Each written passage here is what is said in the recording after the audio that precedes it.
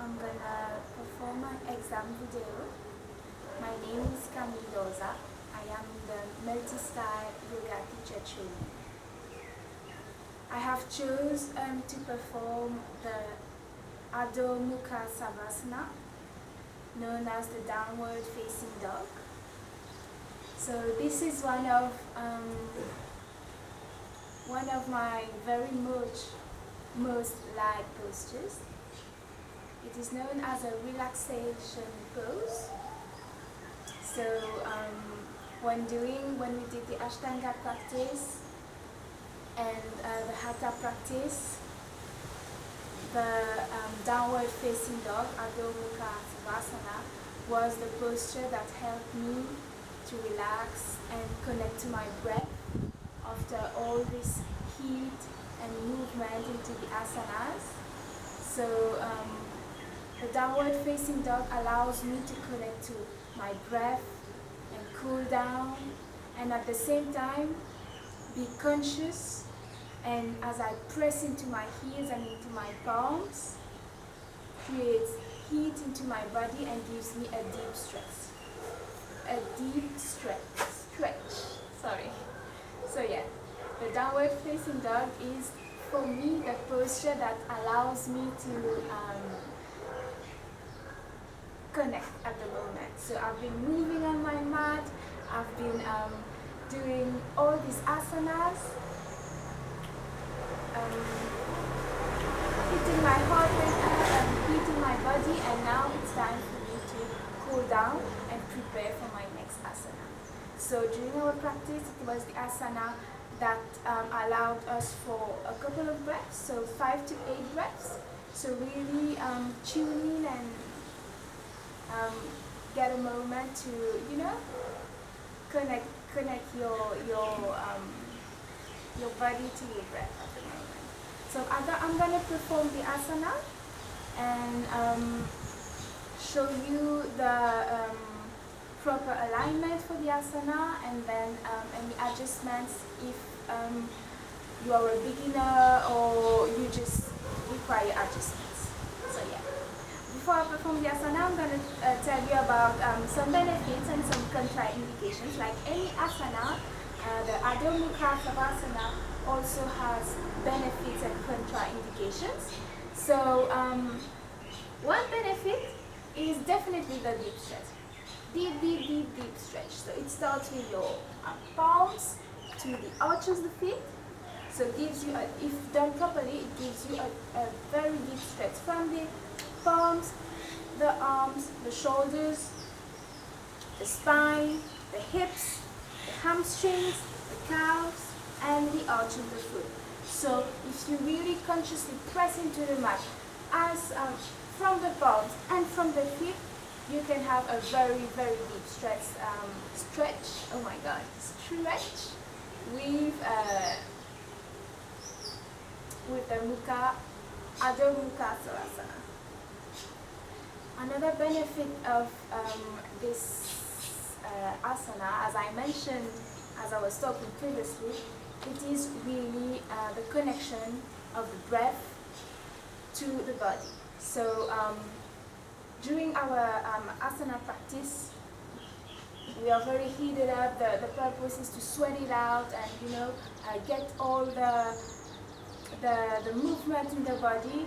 But we also have to remember, as the purpose of yoga is to connect our breath to our body and to our divine mind and soul, the downward facing dog is the ideal pose, one of the ideal poses. I won't say the ideal pose, but one of the poses that can really bring you back to this moment and connect yourself and give you time to get in tune with yourself, and get in tune with your breath, because this is the moment that you have time to connect. So yeah, one of the benefits.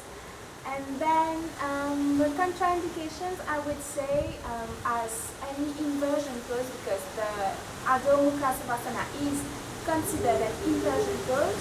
Why an inversion pose? Because inversions is when your hips are above your heart, right? Yes, I think I'm right. The hips are above the heart. The lower body is above the heart. So in the downward facing dog, your heart is automatically down, so it is known as a forward inversion pose. So in any inversion poses, a person doing this pose must always consider health indications. So for example, blood pressure, high blood pressure in this case, migraines, headaches. So any person having these types of issues might have some discomfort in doing this pose. So there you can use props, for example, put books, blocks under your head just to give you some support. Push down, bend the knees a little bit just to give you some support. So anything that really brings you comfort into the pose, because we have to remember that the most important thing when doing an asana is comfort into the pose. So yeah, this would be one contraindication. And obviously pregnancy and menstruation for women, so but this is applicable to any asana really.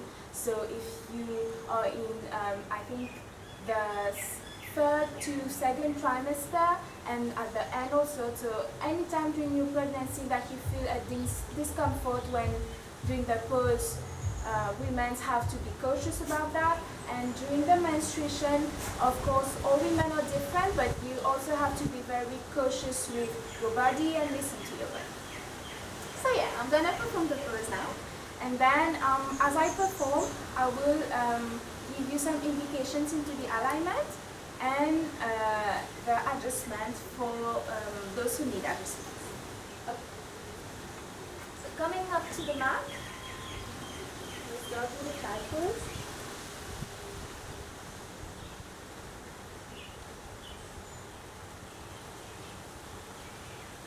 I will get into the pose from the tabletop. So pressing the heels into the mat, palms pressing to the mat, index finger and middle finger pointing forward. I will push into my heels and keep my spine aligned and push into the heels. Push into the heels and the hamstrings, so that my lower body will push right back. Very sure. So there we go. Push into the heels and hamstrings. There you can adjust yourself as you want. So now the key is to push into the hands, make the feet as flat as possible, the back of the feet as flat as possible on the mat. Those who cannot, you can just bend the knees. The key here is to keep your spine straight. So we want to keep the spine straight. Okay, now focusing into the arms. We want to rotate the shoulder blades outside, so like this, and the forearms inside. And relaxing the shoulders, keeping the ears away from the shoulders.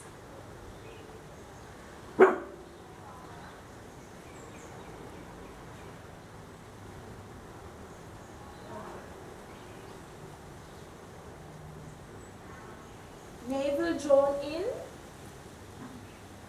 hips square.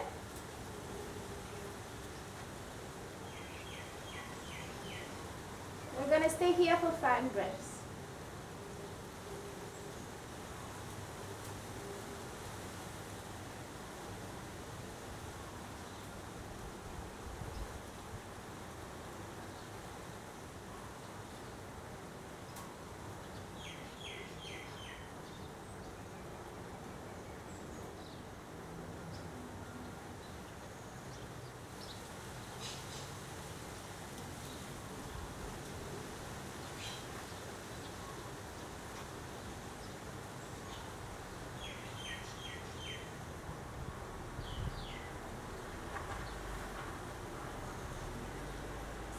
Okay guys, so this was the Adho Mukha Savasana, downward facing dog.